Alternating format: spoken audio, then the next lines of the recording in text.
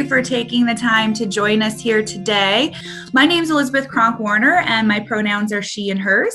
And as I like to do at the start of any presentation here at the S.J. Quinney College of Law, I do want to start off by acknowledging that the land that I'm on, and I come to you today from the Salt Lake Valley, was traditionally Indigenous land. And we here at the University of Utah acknowledge that this land, which is named for the Ute tribe, is the traditional and ancestral homeland of the Shoshone, Paiute, Goshute, and Ute tribes. The University of Utah recognizes and respects the enduring relationship that exists between many Indigenous peoples in their traditional homeland, and we respect the sovereign relationship between tribes, states, and the federal government.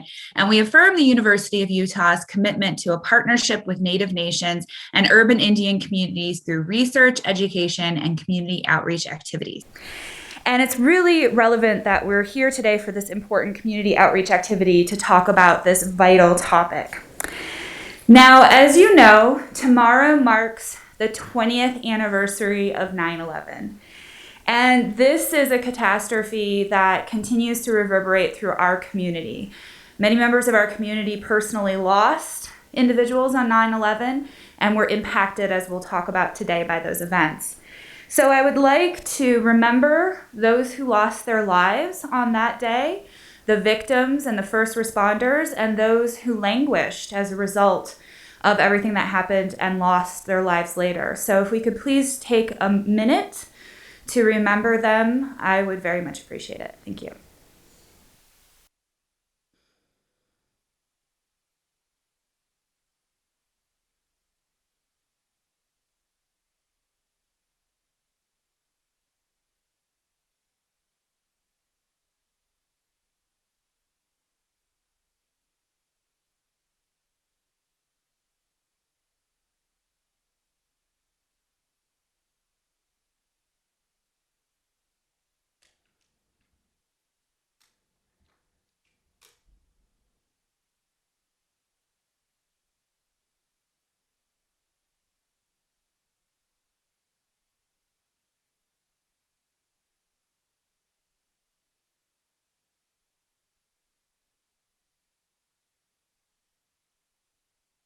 Thank you.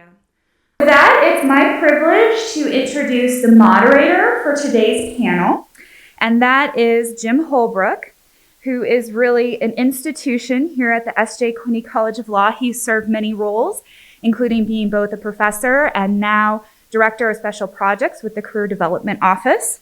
He received his BA in 1966 from Grinnell College, where he was a member of Phi Beta Kappa and awarded the Woodrow Wilson Honorary Fellowship. In 1968, he received an MA from Indiana University, which he attended as a National Science Foundation Fellow. Now, he fought in combat in Vietnam in 1969, for which service was awarded the Bronze Star and an Army Commendation Medal of Valor. So he is a hero, and we're honored to have him. In 1974, he received his JD from the University of Utah, where he was an articles editor of the Journal of Contemporary Law. And after law school, he clerked for the Chief Judge of the Federal District Court of Utah. He had an exceptionally distinguished career. He practiced law for 28 years, primarily in the area of complex civil and federal white-collar criminal litigation. And since 1987, he has mediated and arbitrated over 700 disputes dealing with a wide range of legal issues.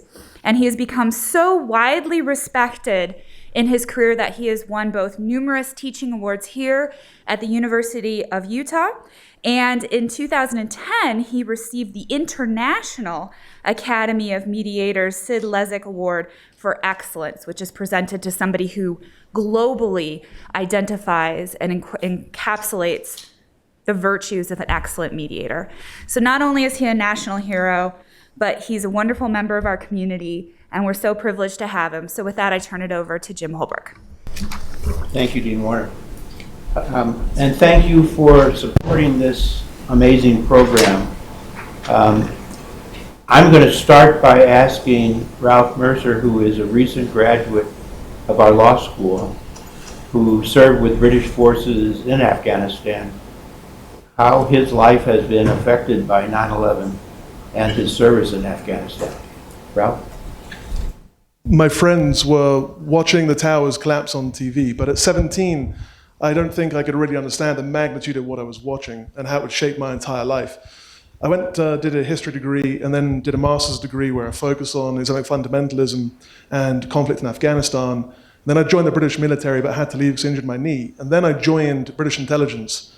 And back in Britain, we have three agencies. We have MI6, MI5, and GCHQ. And I work for GCHQ, and we do signals intelligence. And I was an intelligence officer, so I wasn't one of the clever techie guys. I was analyzing intelligence we got in and drawing conclusions from it.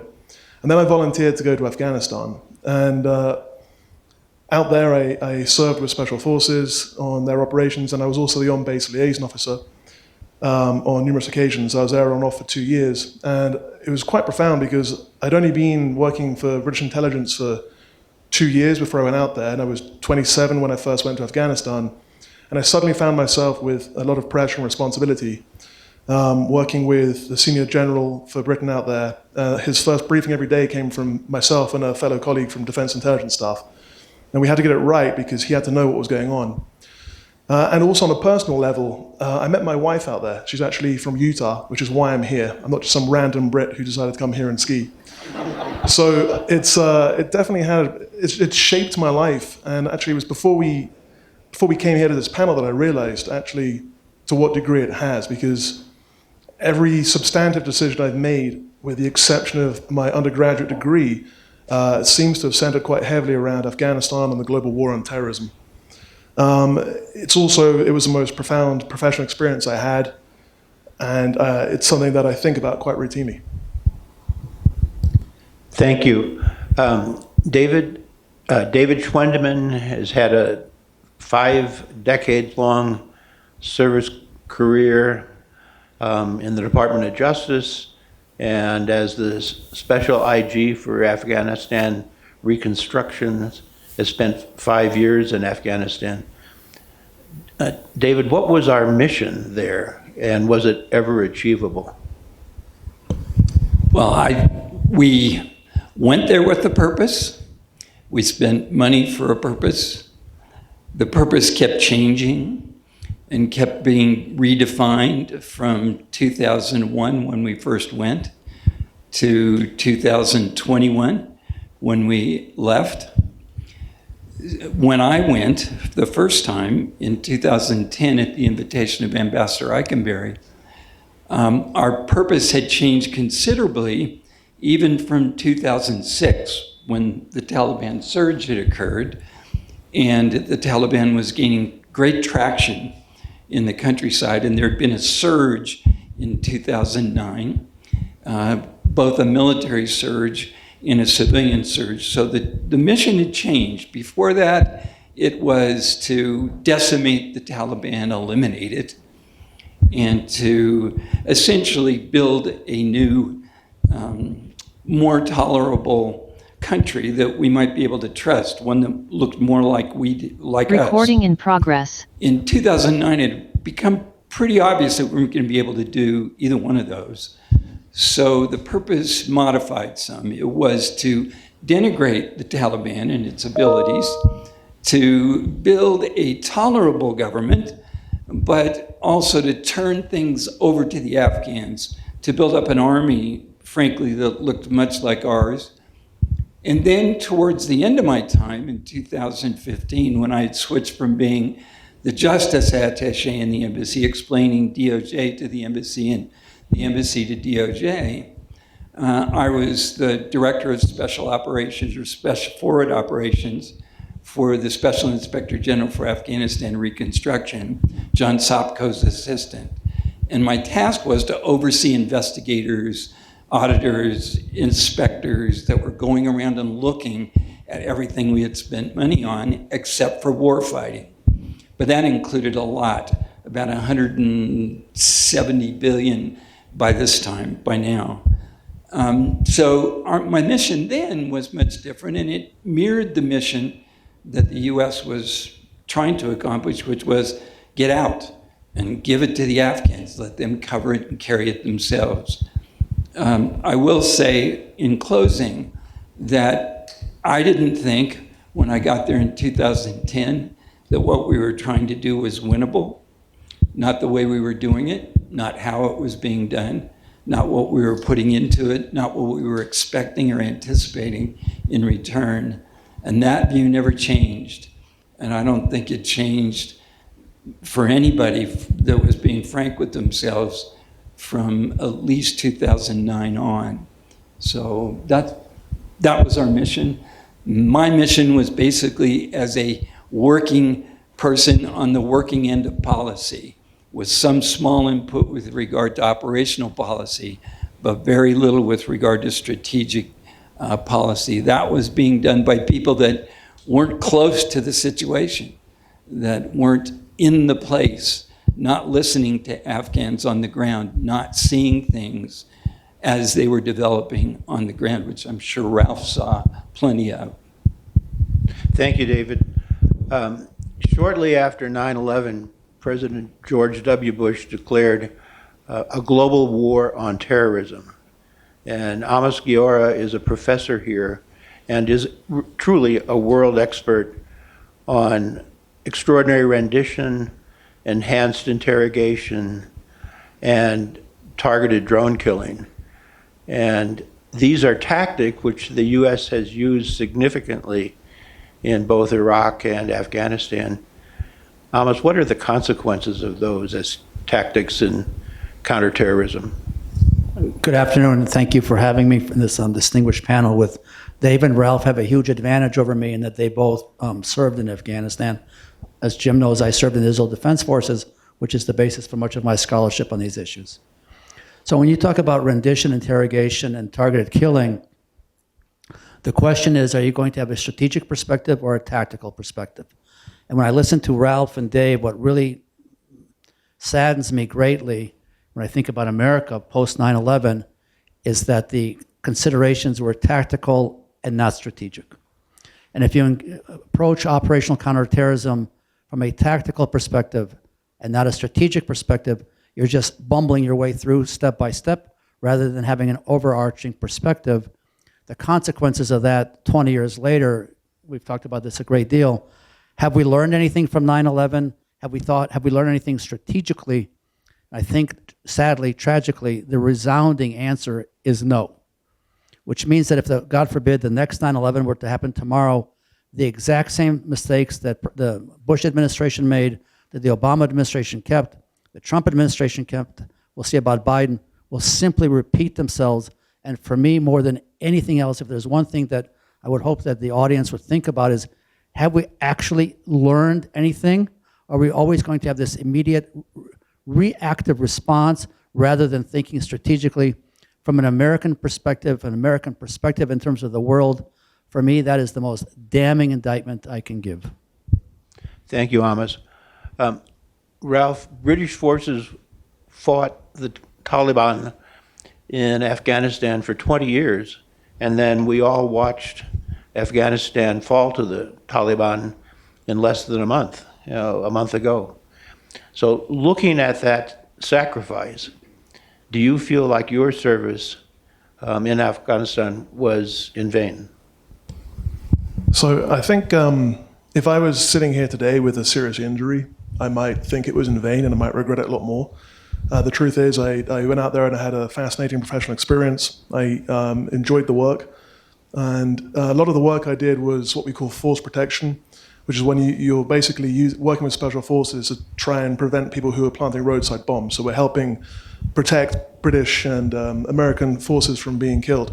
So when I looked at it like that, I think at the tactical level there was a lot of good done.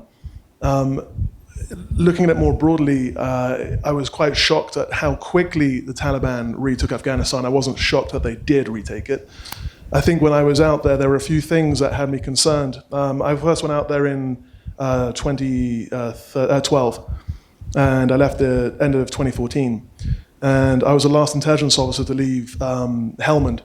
And we handed the base over to the Afghans, and we were watching them from the drones, driving around in the gear we left them, smashing into each other. They thought it was really funny. Almost like, the knights on horses with the poles running at each other. And I just remember thinking, that doesn't bode well. They're not taking this seriously. They're not looking after the equipment we've just given them, and we spent a lot of money giving them that gear. And there were some other signs that had me concerned at the time. For example, on one operation that we did with SF, it was a high-risk arrest of a drug trafficker. I was speaking to the commander the next day who'd run the operation, and he said that he got pretty frustrated because he was working with Afghan special forces because they were training them. And when they were obviously doing a night march through the mountains, they're in a tactical environment, so they could be attacked at any moment. And he said whenever they stopped, the Afghan special forces that were with them would just sort of collapse because they were so tired and wouldn't take it seriously. And so anecdotes like that made me think at the time that this was not going to end well. So I think because I felt like that and I expected it to end the way it did, I suppose I don't regret it because I went in there with my eyes open to that fact or to that idea. It is, though, still pretty upsetting to think that there are a lot of American, British, and other forces that lost lives, lost limbs, and to what end. However, I'll end with one point. I was back in England last week, and I was watching British news, and they interviewed 2 British troops. Both had lost 3 limbs, and one had severe brain damage. One said he regretted it. Every day he woke up and he regretted going out there because he didn't see the point. The other one said, yes, the Taliban have retaken it. But he said every day he saw the change that he was making in the lives of the local Afghans. And I think the way I see it is, I don't know now if I do regret it, because I think we need to see what happens in the next 10 or 20 years. Because although the Taliban have retaken Afghanistan, it's a bit like that movie Inception. We've now left, a generation of people have grown up past 20 years without the Taliban in charge and have seen a different way of governing themselves, a different way of living. And I think it's going to be really hard for the Taliban to put the lid on that. Also, back before we invaded, Afghanistan was a strategic backwater that no one really cared about. And to be honest with you, apart from the war on terrorism, it still is.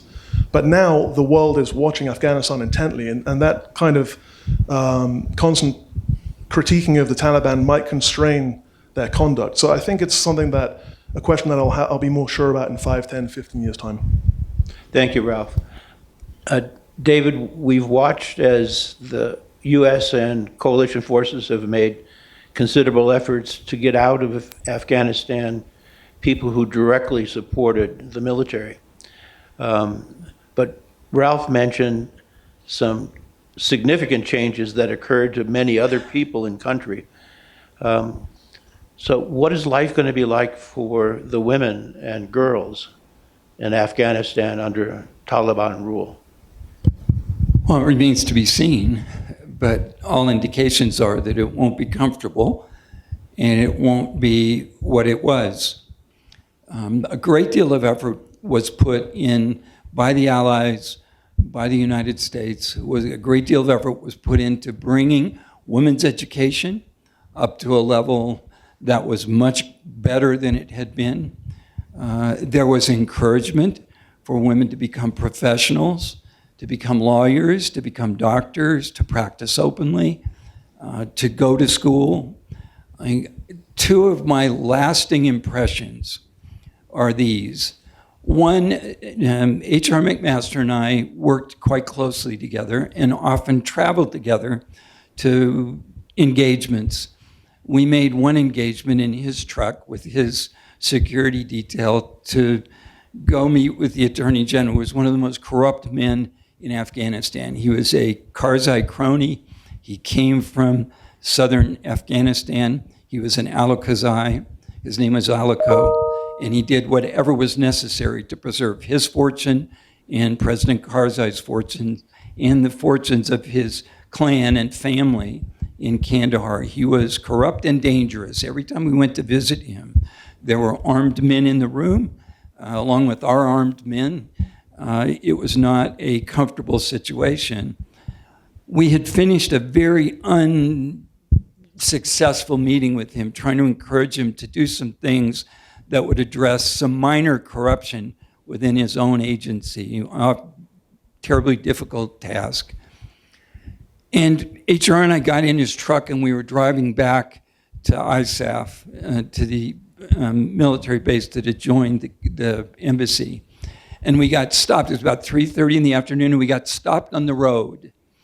And the reason we were stopped was a girls' school had just let out.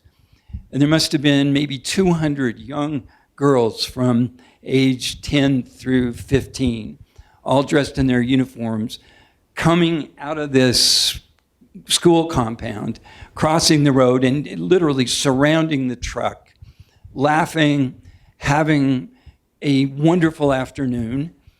We couldn't move because they had surrounded us. And I remember them pressing against the window and smiling, waving to us, and then moving on. And H and I both at the same time looked at each other and said, that's the future of Afghanistan. We just saw it. I have no idea where those young girls are now, but I guarantee you they're not on the street cheering or smiling at this moment. The second lasting impression I had was a young man put together an academy in Kabul. It's called Skatistan. You can actually go on their website and see what Skatistan is all about. It had to do with creating a skateboard park inside of a large building that he had found in Kabul. He was Canadian. In order for kids, street kids, to be able to skate, they had to commit to going to school. And they provided schooling on this site. We were invited to go see this and meet with the kids in 2015. And all I remember was how joyous this place was, how these kids were just over the top in the schoolroom and then all over the place in the skate park. And most of them were girls. And again, I look at the photographs that were taken during that visit, and I think, where are they now? And what's happened to them? What good is their education, and where is it going to take them? And I have doubts about whether any of that's going to last. That said, I agree with Ralph, the observation that the person that Ralph interviewed made, and that is, for a time, and for 20 years even, life was a little better for many Afghans because of the involvement of the international community, not just the U.S., but NGOs and others. A lot of money was wasted. A lot of programs were useless. They never were sustainable. But many weren't. They were sustainable, and they did have traction for those 20 years. So if I could add to Ralph's comment, I believe every one of us, every one of you who served honorably in Afghanistan or Iraq did not serve in vain. You made a contribution, however small, however great. What you lost, what you gained as a result of your experience was valuable to you, but it was also valuable to the people that you had contact with and that you influenced. Thank you, David. Amos, when the U.S. withdrew from Vietnam, we left hundreds of thousands of ARVN troops and officers behind to be imprisoned by the North Vietnamese. When we left Iraq, we left tens of thousands of Sunni soldiers that fought with us. When we left Syria, we left thousands of Syrian Kurds to be killed by the Turks and the Russians. And when we've left Afghanistan so quickly, we've abandoned, as David mentioned, tens of thousands of women and girls. How does this affect U.S. prestige and honor around the world? So for those who don't know, I commute between here and Israel. So I'm going to take Jim's question and apply it to how we Israelis view America at the moment. I think the most important issue moving forward is whether or not the United States is perceived as a reliable ally, and whether or not the United States is going to live up to its commitments internationally. Because if you go, as Jim correctly notes, from South Vietnam to Syria to Iraq to Afghanistan, there's this repeated performance of coming, spending an extraordinary amount of money, lives lost, lives destroyed on both sides, and then the U.S. leaves. And the question is, what will happen the next time? And that's why I said earlier, in terms of strategic thinking as compared to tactical thinking, my overarching concern as we're discussing this issue It's whether the United States policy is predicated on tactical thinking or predicated on strategic thinking. And I am going to respectfully disagree with Ralph and Dave. There may have been a 2-minute quote-unquote feel-good moment in Afghanistan. But here's the reality. That the United States consistently demonstrates an absolute inability and incapability of understanding what the Middle East is. And we come to the Middle East with American assumptions. Bush is famous, we're going to bring democracy to Iraq. No, you're not, because nobody asked the Iraqis, do you want democracy? Nobody asked the Iraqis, do you understand what American democratic values are as we understand them? So we come and we impose this on you. And at the end of the day, and I'm going to push Dave on this one, we've talked about this. Life for women in Afghanistan moving forward is going to be horrific. We need to be honest about this. The Taliban are horrible people who are going to destroy, murder women. That's the truth. So there was that 2 minutes of feel-goodness, but that is going to be replaced by what this horrific regime really is. And that's why, to your question, Jim, when we in the outside, particularly in the Middle East, when we perceive and ask ourselves, what is the United States, and does the United States genuinely understand the world as it really is, not through American eyes, not through the prism of rose-colored glasses, but life as it really is in the Middle East? For me, the most complicated answer, or most simple answer, pick your poison, is no, the United States does not understand the Middle East. Has the United States made the world better in the Middle East, thinking now about Iraq and Afghanistan? The answer is no, absolutely not. Ralph, you were just back in Britain. Has the withdrawal of coalition forces, but especially U.S. forces, from Afghanistan adversely affected relationships between the U.S. and Great Britain? Well, here's the truth. Britain likes to pretend it's still a world power, but we're not. And we really like to pretend that by hanging out with our big brother America. And then the truth is that when America says we're doing this, we privately get annoyed at it, but then we just go along and say, yes, that sounds like a great idea. So I'm sure there'll be people in Britain who were irritated at the way that the Biden administration rapidly withdrew, and it was effectively a unilateral decision. There wasn't really much my understanding is there wasn't much consultation with allies. But ultimately, ever since the Suez Crisis in 1956, Britain has realized that, discreetly, we keep this to ourselves, that we don't really have much freedom of movement without America backing us up. So I don't think it will have a long-term impact upon our relationship with America, especially after Brexit, because we just isolated ourselves from Europe. It's even more of a reason for us to keep broadly in line with US foreign policy.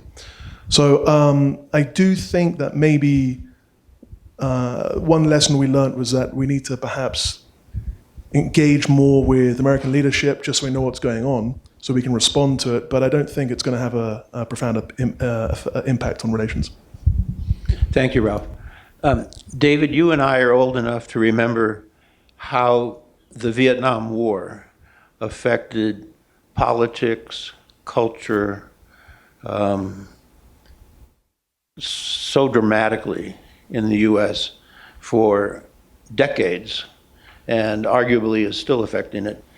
Are the wars in Iraq and Afghanistan, which the U.S. also lost, are they going to have similar adverse effects on generations of younger Americans, the way the Vietnam War did for our generation?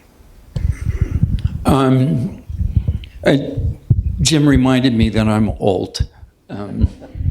But He said wise. yeah, right. Yeah, I was commissioned an ensign in 1973, so I was there for part of the Vietnam conflict, and now I'm here for the end of the Afghanistan war. There's a difference, a major difference in how things were, as some of you who are as old as I am know, and Jim knows. The Vietnam War was a draft war. So there were a lot of people that were drafted into the military that were not committed to service so much as just they had no out. And it was lower income for the most part, people that were not in school, were not in college. Frankly, when I was a JAG officer later in the 70s, we dealt with a lot of trouble that was caused by people that were given the opportunity by a judge to go to jail or join the Marine Corps, or go to jail or join the Navy, or go to jail because they'd have recruiters sitting in the courtroom and basically sending people off to the recruiter based on whose quota was needed to be filled that week. So it's a much different situation, but the draft also enlisted the public in a way that the conflict in Afghanistan and in Iraq never did. As most of you know, less than 1% of the eligible population of the United States serves in the United States military. It's all volunteer. Less than 10% of those who serve in the military ever see combat, ever fire a shot in anger. So the numbers of people that are involved directly, that are impacted directly by these conflicts are much fewer. Now, families are impacted, no question, and communities are impacted, particularly because in Afghanistan and Iraq, whole units went as opposed to individuals in Vietnam that went to replace people in units. So when there is a big impact on a National Guard unit, that impacts the state of Utah, for example, which I will say probably provided, and Amos knows this from going out to the Guard and talking to them, the Utah National Guard provided a whole heck of a lot of people to these conflicts because of the 19th Special Forces. So that's a long way of saying I don't think it's going to have the same cultural impact that Vietnam had. I still think people will volunteer to serve. They will still go serve. The question is, what do you do with an Army and a Marine Corps, an Air Force to some extent now that these conflicts have really been drawn down? What happens now? When Vietnam drew down, there was a lot of people that had to leave the service. There wasn't room for them. And as the impact of Vietnam hit the military later in the 80s, that was even worse because a lot of experience went out the door. There was just no place for them. So I envision some of that happening with the military, the U.S. military now. There will be expertise and experience that will just be gone. But culturally, domestically, I just don't see the impact the same as Vietnam. There are other factors in our culture now that are impacting that much more seriously and much more severely than the two conflicts in Iraq and Afghanistan. Let me just ask a follow-on question, David. If we still had compulsory national service, a draft, would the wars in Iraq and Afghanistan been forever wars? No. And why not? Because I think there would have been a public outcry after things finished off in 2002. I think there would have been more energy put into opposing Iraq in 2003. Afghanistan made Iraq possible. After Iraq kind of went south, there would have been a greater push from the population as a whole to stop what we were doing, to get out, to end it, because there would have been a greater demand for, the draft would have been affected more people. So no, I think we would have been out sooner. Amos, as you know, as a parent of 3 children who all served in the Israeli Defense Forces, how do you perceive the significance of national service for Americans with respect to our waging foreign policy? I think Dave is absolutely right, taking your question and Dave's comments. If we had a draft here in the United States, I would like to think that Iraq and Afghanistan would have led to the same kind of anti-war demonstrations that Vietnam did. You can literally count on one hand the number of anti-war demonstrations that have taken place from 2001 to today, actually probably on one finger, because there is no draft. But Jim's right, in Israel, because we have obligatory military service, and indeed all three of our children served in the military, there's a contract between the state and the parent, which does not in many ways exist in a non-draft paradigm. And the contract says, I give you my child, you to the state, and your obligation as the state is to return my child safe. And if God forbid something happens to the child, there's a rhyme and reason for something happening to that child. I put in parentheses, as a parent whose all three children were in harm's way, this directly impacts me. There is in many ways a lack of or a failure to articulate in a post-draft paradigm a social contract between the state and the military. Or more importantly than that, between the military and the parents. And that's a problem. And I would suggest to your question, Jim, that absolutely impacts national security, because if you think about the numbers, the number of Americans whose lives were directly impacted by Iraq and Afghanistan is frankly minimal, because there is no draft.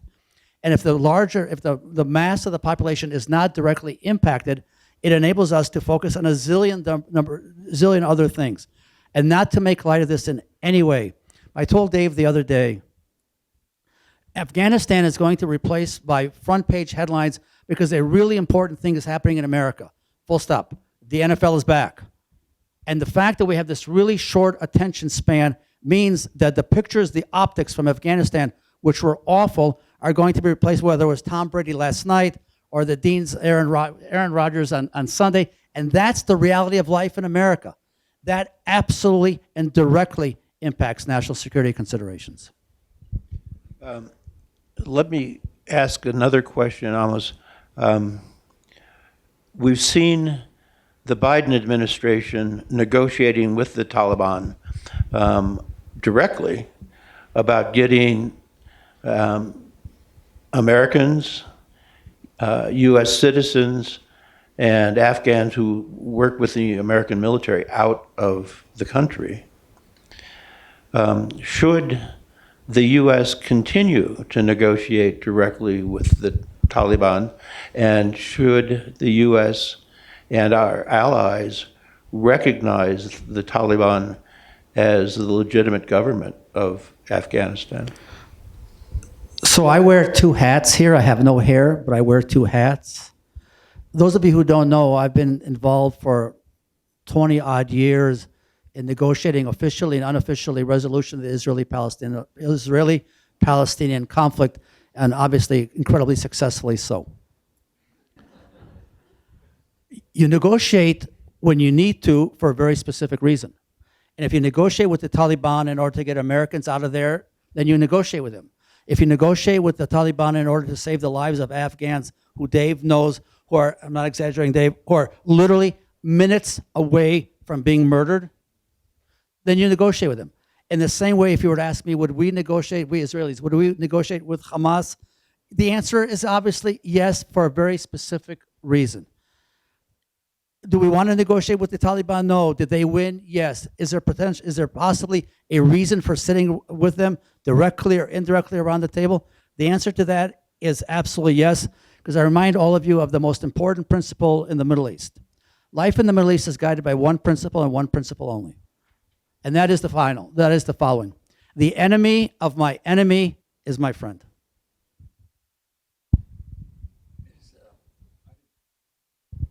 There's an interesting coda to this. The Taliban was an insurgency, and they were successful at it. Now they have to govern, and the chances they're going to be successful at that, very slim. And the reason for that is they don't ascribe to any of the norms that really govern legitimate governance. They couldn't when they had control of the government early on. I don't think they're going to be able to do it even now. There are, in fact, U.S. laws that would forbid us from even sitting in the same room with the Minister of Interior, the new Taliban Minister of Interior. He's on the FBI's wanted list, and I think there's a $15 million bounty on his head. So it's going to be problematic. I don't envy the folks in the State Department. They have to parse this whole thing out to get to some point where they can deal with these people, which as Amos says, has to be done in some fashion. We do have one lever over them, although it's a pretty draconian lever, and that is most of the money that the Taliban needs to function is in American-controlled banks in some way or another, either in Europe. But the U.S. banking system needs to be used by these folks to move money around and to have access to it, to use it for whatever they need. They've got to keep the lights on. They need to flush the toilets. They need to make the water run. And that's going to be problematic for them. So there is some leverage, and Amos is right. Sooner or later, you're going to have to sit down and talk with them. But right now, things are pretty raw. I imagine it's all tactical discussions right now. Very little in terms of negotiating. Just do this for us, and we won't do this, or do this for us, and you'll get that. But nothing on the strategic level as yet. Just to add, to follow up to the follow-up, you meet with people who you otherwise would not meet with in these contexts for very specific reasons. In our case, whether it's prisoner exchanges or the Taliban to get Americans out, and you do it even though your stated policies, no, we will not negotiate with, we will not meet with. But at the end of the day, in reality, life wins out. I mean, you absolutely have to understand. And Jim's right, Dave's right, to be in the State Department today, to be wherever, there's an absolute dissonance between what's stated publicly and what's happening back channel, because you have specific targeted goals on one assumption, one condition, that you have strategic thinking and not only tactical thinking.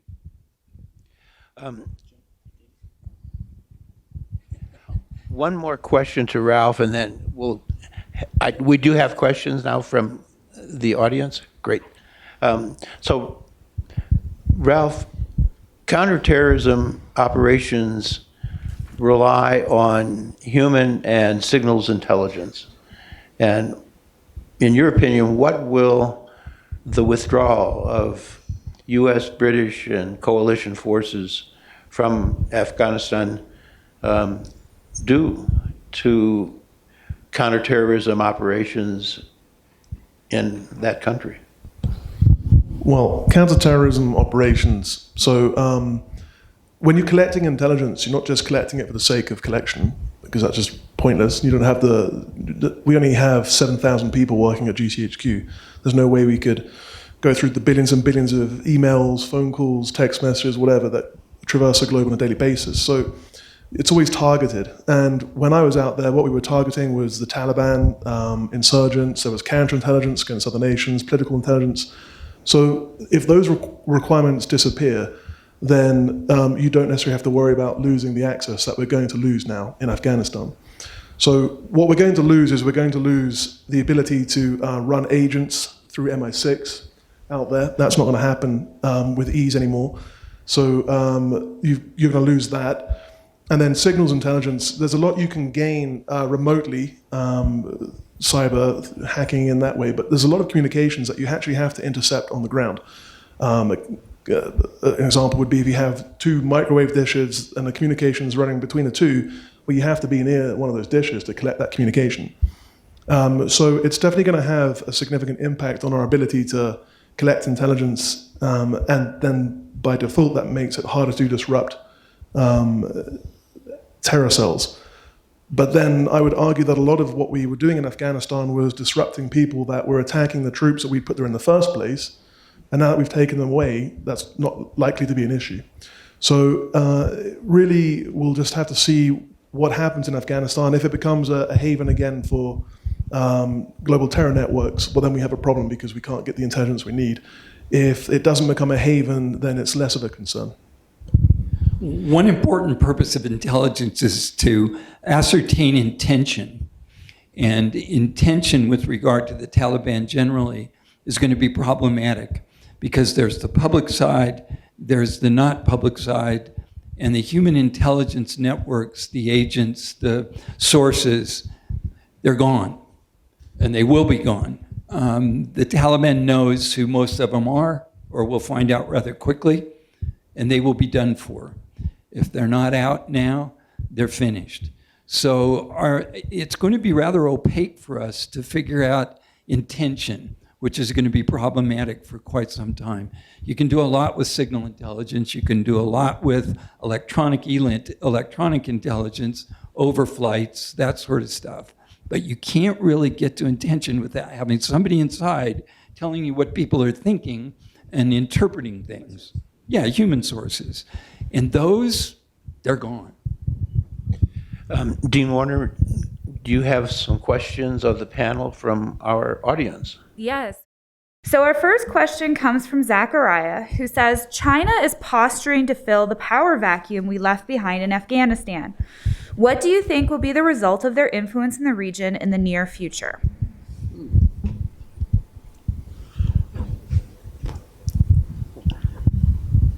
So the Chinese have been investing in Afghanistan for a while in terms of natural resources in Afghanistan. And it's fair to say that there is no vacuum in life. And I think it's safe to assume with the American exit from Afghanistan and the Chinese determination to have a financial stake here and a leg there, just like in Africa, that Afghanistan will be for them pretty easy pickings. Just one related question.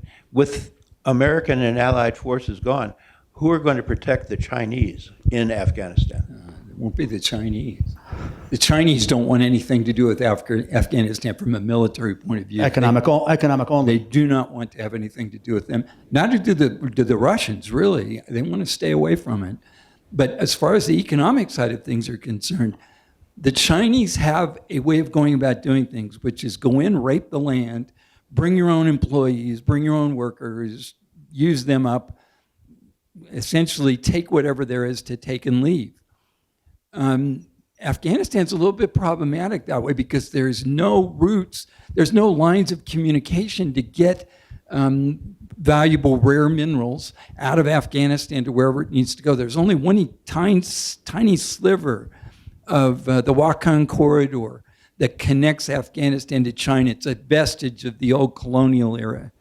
And it's the high Himalayas, and travel up there, that part of the country is about as isolated and beautiful and rugged as you could possibly imagine. So China's not worried about invasion. China's worried about, can we maintain our position there long enough to get out of Afghanistan what we want to get out of it. If I can just add to that, the Chinese, unlike the Russians or the Soviets, and unlike the Americans, read Churchill. I remind all of us that 100 years ago, Churchill, who was a pretty smart guy, said no foreign power will ever conquer Afghanistan. So Dave's right. The Chinese have no intention of conquering Afghanistan. They clearly have an interest financially, but that's very different from what we try to do and from what the Soviets try to do, both obviously unsuccessfully. And Afghanistan may have to turn to China if the money that I talked about before gets turned off. All right, our next question is, NPR has had a number of stories recently profiling how some Afghans are relieved we have pulled out and some are devastated and wish we had stayed. How do we make sense of these conflicting perspectives?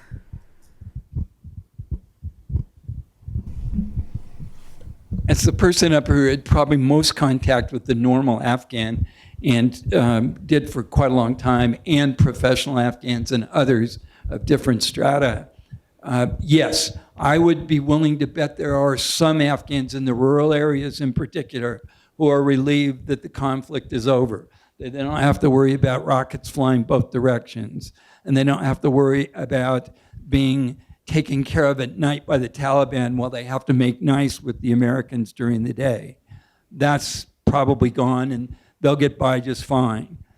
The professionals and others in the larger urban centers like Kabul, Herat in particular, Jalalabad, Mazar, Kandahar not so much because Kandahar has just kind of been wrecked over the last little while, but the professional class, they are going to suffer big time, and I don't think the professional class is happy about seeing us go at all. It's the professional class that is pushing its way into the airport, was trying to get out, the ones that are emailing and texting me, saying, can you help me, can you help me, can you find me a way to the border? Those are the people that I think are at most peril and the people that are most concerned about our leaving. So our next question asks, Afghanistan was a functioning democracy with guaranteed civil liberties for its citizens and a member in good standing of the international community 1 month ago. Should we have kept our troops there? 2,500 was enough to maintain stability. I just want to push back on the notion that somehow Afghanistan was stable. It wasn't. That's just a perception we had in the news. We had lost that war a long time ago. As far as I remember, the government out there only controlled 62% roughly of the country, and the Taliban were taking more and more of the land. I think that at some point we would have had to have withdrawn. I think the withdrawal could have been handled better, but I don't think that means that we didn't have to withdraw. I think that we had lost a while ago and we'd only just realized it. One of the lies we told ourselves for too long was that we had constructed a functioning democracy for Afghanistan that looked so much like ours that we could trust it. Depending on your definition of functioning, there was not necessarily a functioning democracy in Afghanistan. For one, there was a large insurgency, as Ralph just indicated, that was competing for legitimacy with the formal government. For two, the corruption that had corroded the Afghan government was so enormous and so pervasive that you couldn't really say that any agency functioned as we might expect an agency to function, and that is for the benefit or the good of the people that it served. Most agencies, most ministries functioned for the benefit and the wealth of those who controlled the ministries, those who controlled the agencies, and that included the Ministry of Defense. One of the reasons that the ANSDF, the Afghan National Security and Defense Force, folded was not because they weren't fierce fighters. For crying out loud, they've been fighting for the better part of 40 years. So they know how to fight. They just had no will to fight because they had no one to fight for. And they didn't really have a government that was worth fighting for. The government wasn't paying them. They weren't feeding them. They weren't taking care of them when they got hurt. One of the big problems when we left was that the medevac and the ability to deal with injuries on the battle space left with us. There was no incentive for you to go out and fight if you thought if you were going to get wounded, you were just going to die on the battlefield, you're going to be let bleed out. So to assume that there was a functioning democracy that was in good standing in the international community is not fair, because it wasn't a truly functioning democracy, and frankly, its standing in the international community was very, very weak. On one level alone, I don't know, you're familiar with the Financial Action Task Force. It sets out 40 things that you have to comply with in order to be able to use the international banking system. If you don't comply with those 40 and you fail in the audits that go along with them, then the FATF will put you on a blacklist. And while I was there, Afghanistan was just inches away from being classed with Iran and North Korea in terms of their functioning banking system and their ability to keep corruption out of the banking system. One note about China, Karzai's family had a huge amount of money in Beijing that was being sent and filtered through, laundered through China and back into Afghanistan. That's the kind of thing that was going on and has been going on for the better part of 15, if not closer to 20 years. Yeah, and I helped run here at the law school one summer a program for Afghan prosecutors. And what I learned was to become an Afghan prosecutor, you had to buy the position from the Attorney General. And the way you made up what it cost you to buy the position, you did it in extortion and bribery. And so the corruption was just endemic and just mind-boggling and shameless. Well, it's referred to as a rent economy. So if you have a job and you have the ability to hire somebody else, that person's hired, but they have to give you money and you have to give money to the person that made that possible. Just to close out Jim's story, oddly, I heard from Saleh, the Attorney General that Jim hosted. He's panicked now. He's trying to get me to help him get out. The last time I met with him, he's a very unusual and interesting character and corrupt in his own way. But he had a reputation for being non-corrupt for a time in Afghanistan.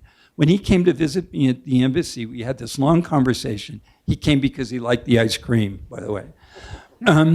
We had this long conversation, and I was saying, where are you now? He says, well, I'm in Nangarhar. I said, well, you don't come from Nangarhar. I know, but my family had some roots there. And I've got an apricot orchard there. I said, well, that's fascinating. How'd you get the apricot orchard? Well, some people gave it to me in exchange for some things I did for them when I was the Attorney General. And I thought, here's this this corruption fighter, and I'm talking to him about corruption issues, and he's telling me that he lives on this apricot orchard that he got because somebody bribed him to do something as the Attorney General. I'm not criticizing any of that. I'm saying that that's one of the conditions that existed in Afghanistan that made success on any level that we expected very problematic.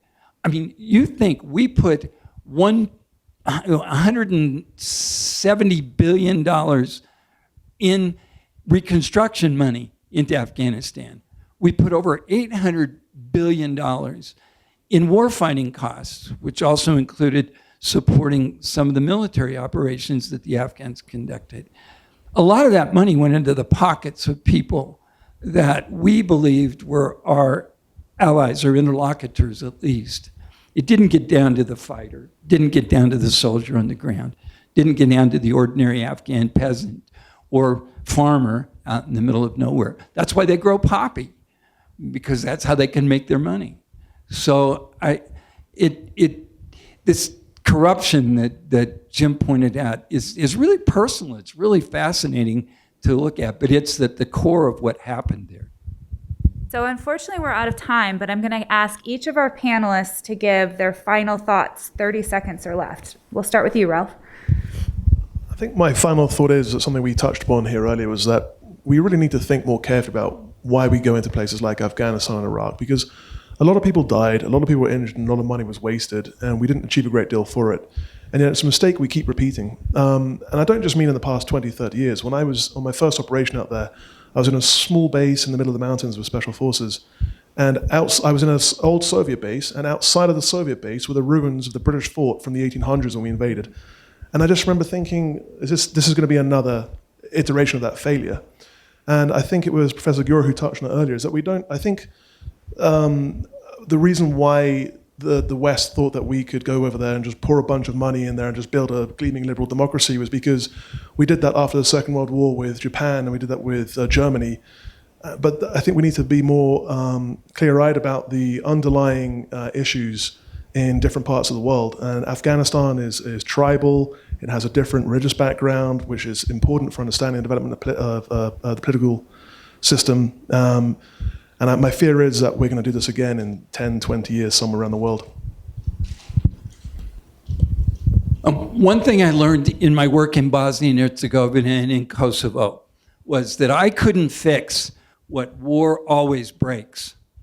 All I could really do was help people learn to live with the past and not live in the past. With Afghanistan, what we're going to have to do is to learn to live with what went on and not continue to live in it. That said, don't forget the Afghan. Afghanistan, so what? Don't forget the Afghan. Don't forget the soldier, sailor, airman, and Marine who spent their time in Afghanistan doing what we asked them to do and did it for service. Don't forget the civilian who went to Afghanistan because they had a duty or a responsibility and served to their best ability, gave everything they had, some giving their lives, others giving limbs as well. Don't forget them, but don't dwell on it. Move on. Third thing, we have to learn from what went on if we want to avoid what might happen in the future. And I agree with Amos. We're almost destined to have something like this happen in the future simply because the power dynamics in the world are shifting so dramatically. We are going to be pushed. We no longer dominate. We no longer write the script. So we're going to be pushed. Will we react the way we have in the past, or will we do it smarter and with more strategic competence? I'm going to end on a positive note. There's a wonderful initiative by a group of wonderful students here at the S.J. Quinney College of Law. The Social Justice Student Initiative invites all of you here and all of you who are in Zoom world to the Refugee Support Fair that will be held here at the law school on September 15th between 12 to 1:15 p.m. in room 6613. If you can, in-kind donations that are particularly important to Afghan refugees who are on their way to Salt Lake City are the following: body wash, shampoo, conditioner, razors, deodorant, soap, toothpaste, feminine hygiene products. And it really is a shout out to our wonderful students who have undertaken this extraordinary project to do their part to welcome Afghan refugees. Here, here. Welcome them when they come. Make a home for them. Next Wednesday.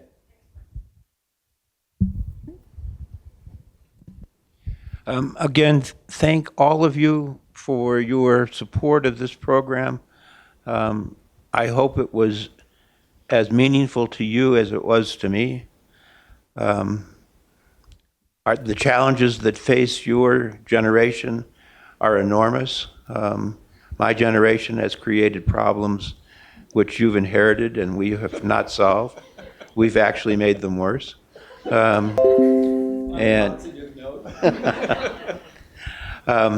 But we're so pleased that the law school and Dean Waters sponsored this 20th anniversary recognition of 9/11 through the lens of Afghanistan, which is so current in the news media right now and so much affecting your lives as well. Thank you for coming today.